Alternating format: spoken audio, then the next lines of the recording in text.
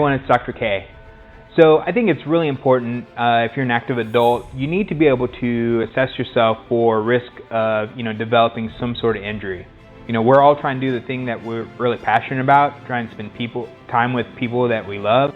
The idea though is, if you don't take a step back and assess, your risk for injury, you're basically looking at one of two things. The chances of some sort of catastrophic acute event are going to happen, or sort of chronic overuse issue that develops that's going to basically take you away from the things that you love doing.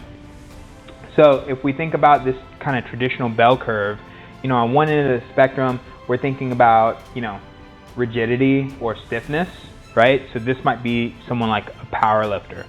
On this end of the spectrum, we're thinking about flexibility, right? A ballet dancer or something like that. Now, you're going to know your own sport, your own activity, your exercise that you're really passionate about. You're going to know it better than anyone else. You're going to know what the day-to-day demands are, the week-to-week, the month-to-month. And so you're going to know which side of this kind of line that you actually need to focus on. The problem is, you do not want to be on the extreme ends of that bell curve, because that's the pathological space. If you are too rigid and you're trying to pick something off the ground, your body has no movement options to handle that load, and eventually that increases your chance of risk of injury.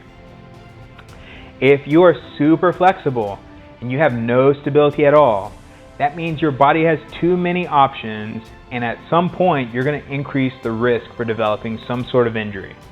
And so it's not that you can't work on, creating your stiffness and stability. It's not that you work on improving, your flexibility. The idea though is you want to avoid those extreme end ranges of that bell curve. Right here in the middle is basically where performance lives, right? This is where we want to live. And, most of the, best performers in the world, they understand that there's a process in place to take a step back, assess their risk for injury, and then make sure that they're kind of training in that right middle ground. Now, sometimes depending on the sport, if you're aiming for like a new, PR, whether it's distance or weight, you might push yourself closer towards one end or the other, but you're still avoiding this kind of pathological end range. And, you need to be, kind of doing a monthly assessment at least.